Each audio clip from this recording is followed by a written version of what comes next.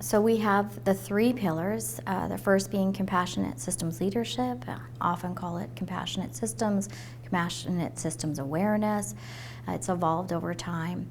Capacity building is the second one, and then mental health in the classroom. And we really built those elements with the idea of them being large containers of information that can evolve over time. And so we really did not want to sit as, kind of typical government folks rewriting strategies. Our intention was to really build a strategy as a sort of almost one time, so that we spend the time really thinking about what are those action items embedded within each of those elements, because they really are then the pieces that will move the work forward.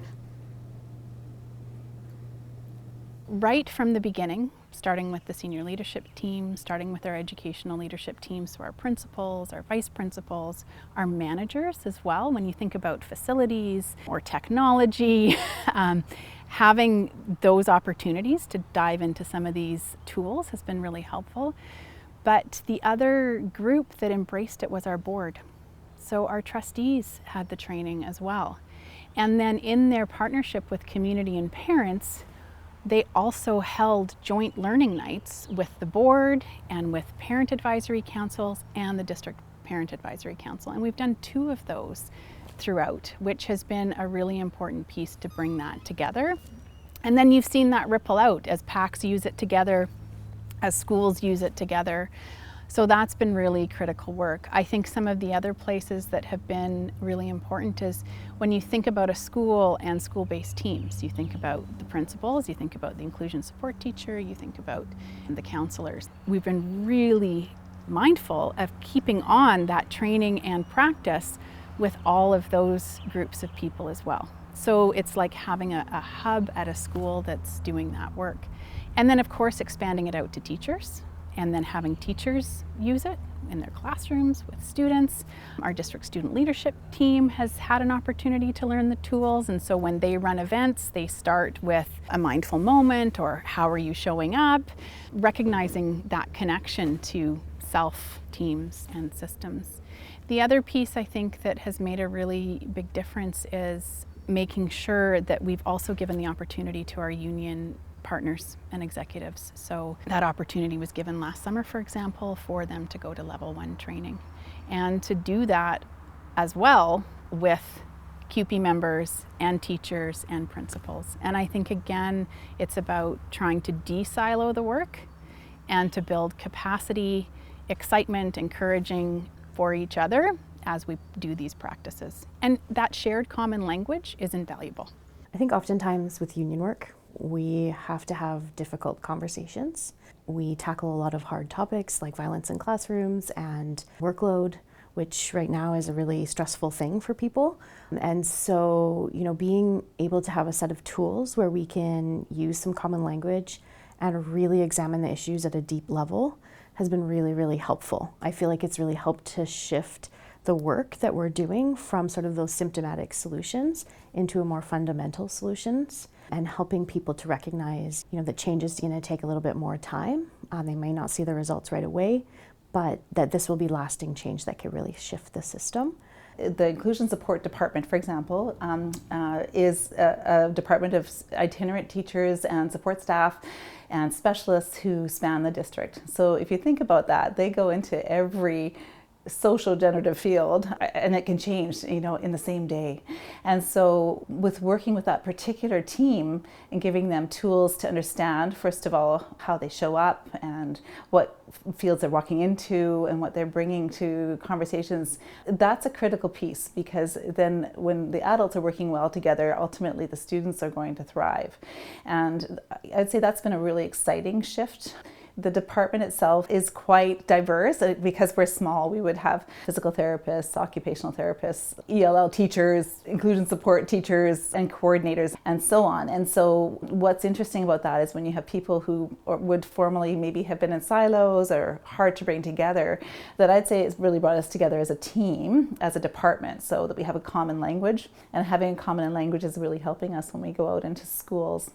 And then thinking about the work we've done as a district, support staff, inclusion support teachers, as well as all counselors have had a series of trainings so that more people have the language. So it's not that this is something that's being done or another new thing, that basically this is a way of being that's going to be helping us thrive as adults in a system.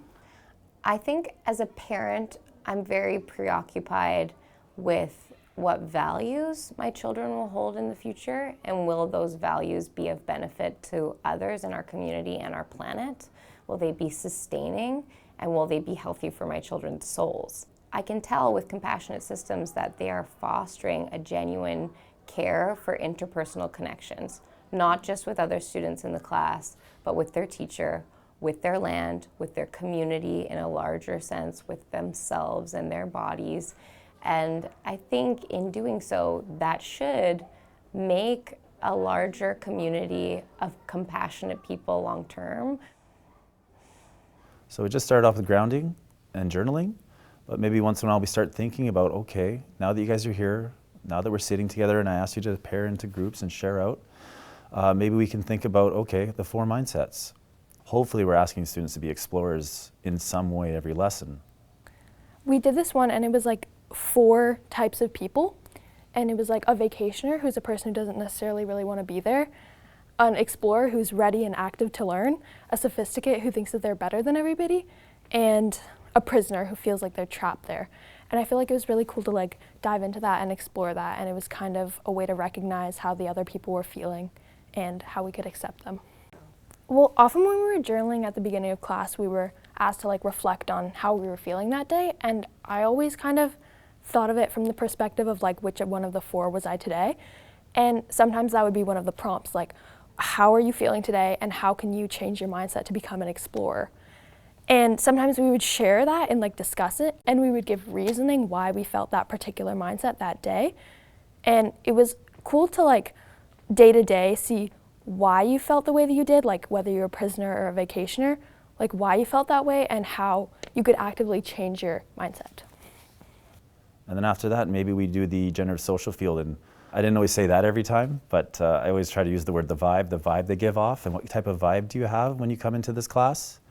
Is it something that's kind of lifting everyone up, or do you feel like this is going to be something you need to address? Maybe it's through your journaling, or you want to just kind of check yourself. And I remember when we had our grade 7 days and the little ones would come visit and they're all excited to come to the school, our students who have been using these tools, they'd come up to me saying, I think that one's a sophisticate or a captive. And they would use the language and you kind of get a little giggle as a teacher inside. But they're using these tools in action. They understand that there is a connection and it's tangible. And slowly we started thinking about the iceberg. And I always asked them, okay, can you think of an iceberg situation where you didn't truly show empathy or you knew the full story before it happened? And a lot of the time, whether it was the iceberg or the ladder of inference, I tried to have them think through their social media life. Sometimes when you use the phones, did you overreact to a text? Did you overreact to an email? Did you take your time before you responded? And I think it worked with them, or it clicked with them in some ways. But they found a way to kind of make it purposeful in their life. And then slowly we talked about what they can do about it, and that was the leadership qualities, the circles of care. We haven't had a class for 6 months and they're still talking about it. I like to use the compassion systems like journaling in my own life when something maybe doesn't go my way, and instead of like speaking out loud, maybe things I don't mean in the moment, like writing it down, I feel like really helps me do that. Yeah, we had our mindful minute every time before class. For about a minute, we did our journaling, and then we had 1 minute to just relax and settle into our class. And I find the difference is we're all more calm and relaxed than if we were all to just run and say for lunch.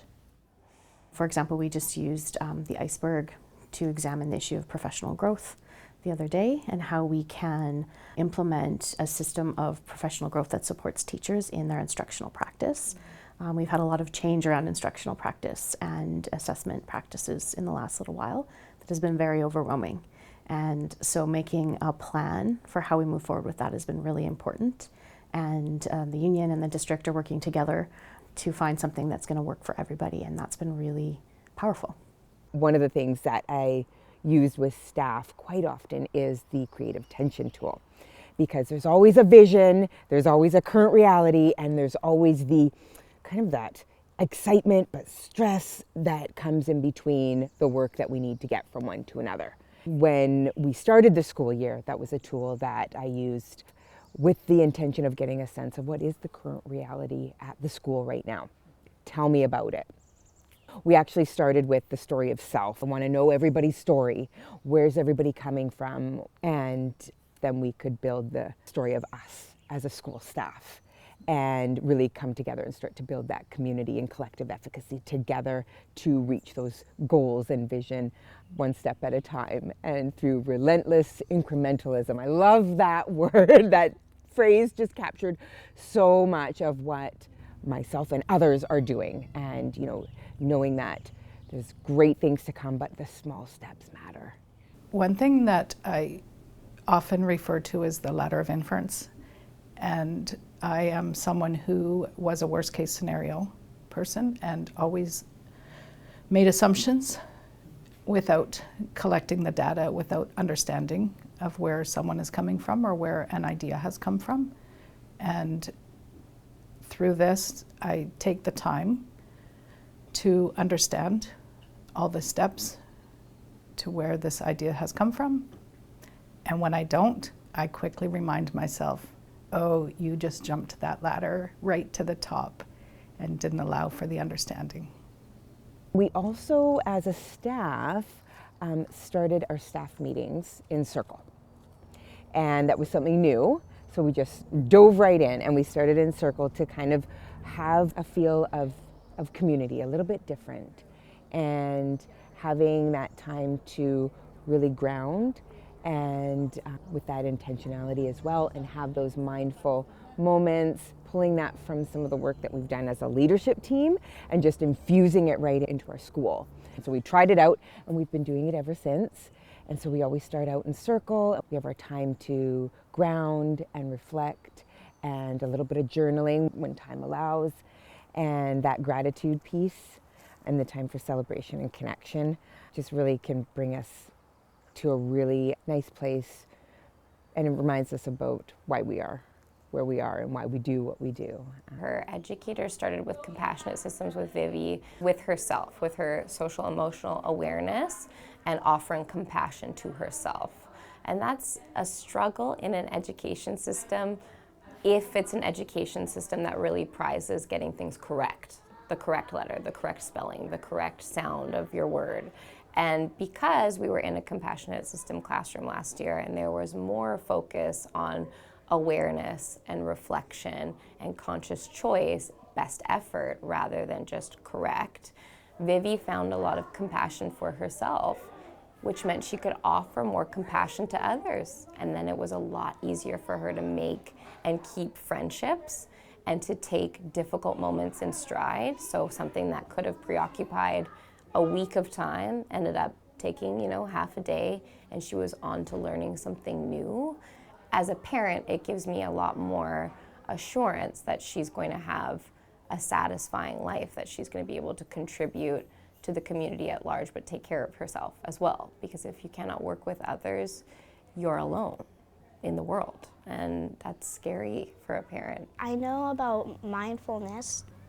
Usually when I do mindfulness, I hum it and then sitting down, crisscross applesauce, and sitting in a comfy spot and listening to calm music and drinking tea and reading a book at the same time. That's how I feel myself calm. In my context as a parent, I've seen firsthand that it creates belonging in a very particular way for kids that often are on the outside. So my eldest is neurodiverse and she tends to be on the peripheries of a classroom. She spends quite a bit of time preoccupied with the more challenging social aspects before she can get into the learning. So it makes learning 2 steps behind. We were in a traditional classroom for her kindergarten year. I didn't see a lot of academic progress, nor a ton of social progress, but she made it through, and that was our big achievement. And then we came to Kinnikinnick, and we were introduced to compassionate systems, and I was very worried about it at first. But having a compassionate system really changed everything for Vivi. Because as soon as she arrived in the classroom each day, she felt safe.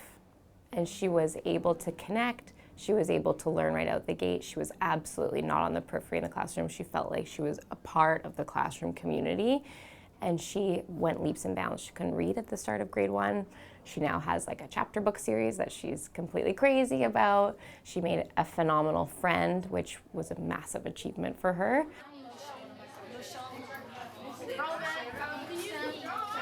And so just being present and in the moment and knowing that that time is so valuable to be there and visible, and just those simple connection times mean a lot and help me to know that who's in my building, who's in my school. Just seeing her face makes you feel good, I guess. Like, to me, it just feels good when they just walk around and see how you feel and stuff. But like, that's how I feel right now. I feel good. I feel like I belong. I felt like that for 2 years now. I mean, ever since I came here, but like, so like, I just want to get kids to feel like that for once and make them feel like they belong and maybe even change the world in some ways. In its simplicity, if I'm there and present as an adult who's feeling like I'm ready and I've taken care of myself and I'm ready to support others, then I'm more likely to be able to connect in a way that's going to be meaningful. And it doesn't take a lot, but it does take being present. And we know that human connection is one of the key pieces to well-being for students. 1 to 2 safe adults, I think that's a critical piece. If we have adults who are feeling well enough to give back to students, then those students are inevitably going to flourish themselves. When I hear of like the past, it always seemed like mental health was really stigmatized and like, oh, it was like a bad thing if you're going to see a therapist. Like they were called like a shrink, and I always thought it was very like put in like a negative light. So like wanting help, wanting to reach out for personal benefit was always something that was like really thought negatively upon. And I really think that it's good that we're correcting that with compassionate systems, because it can give the adults in the life who are cultivating the minds typically of young people, it's good to give them time to like express their thoughts and feelings, which they may have not been able to do before. And also just think it's really important for everybody to be able to feel welcome to share their thoughts and feelings. And if the adults can do that, then it creates an opening and like a door so that the children can also feel comfortable and safe to do that. Well, I find when I show up as my best self, maybe I give myself a little extra breakfast in the morning, or I drink a little more water, or I listen to some happy music. I notice that I'm like more fun to be around, and I can like be a better friend, be a better person to everyone else. Compassionate systems gives us an ability to, be ourselves in the work that we're doing. We don't have to be somebody else, and I think that that's why it's so powerful. Making sure that we are focused on the community, which means we are focused on the Shishal Nation, their values, their traditions, and the ways they've taken care of this land. My kids take Shishashalem, I hope I said that correctly, in school, and they're constantly coming back, sharing bits of language. We're so unique on the Sunshine Coast, and it's such a rich culture with the Sechel and the Skokomish peoples, and I always acknowledge that we are guests. We have gratitude circles. We try to acknowledge the various circles of care. What we have is one of the more well-immersed and well-embedded schools where the Shashi Shasham support teachers, the language, the culture we have is very rich, and the population is quite high in this school. And we always try and connect with our community. We have a lot of elders, community members, city workers that try and get into the school as much as possible. And as we all know, with smaller communities, everyone's so well connected, and we have to grow together.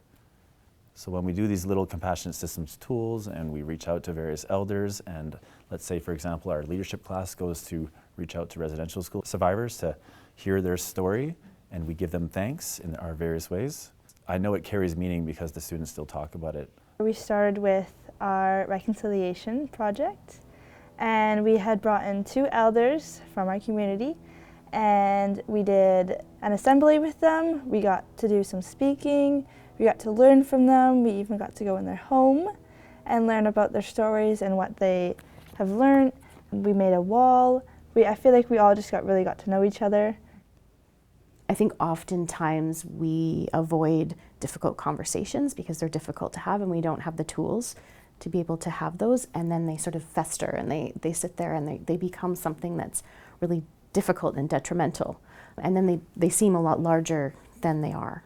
So one of the really interesting things that I've witnessed with compassionate systems, it's allowing us to have difficult conversations in really constructive ways.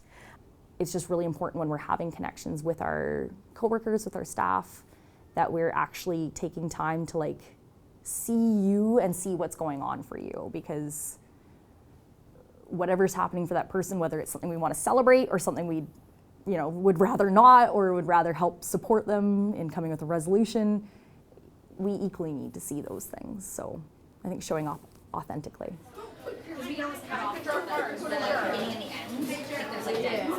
In this world where things are really difficult right now and there's lots going on, I think this is a place where students can find hope and look to the future for hope and a way to look at other people and systems and to thoughtfully work with each other in a new way.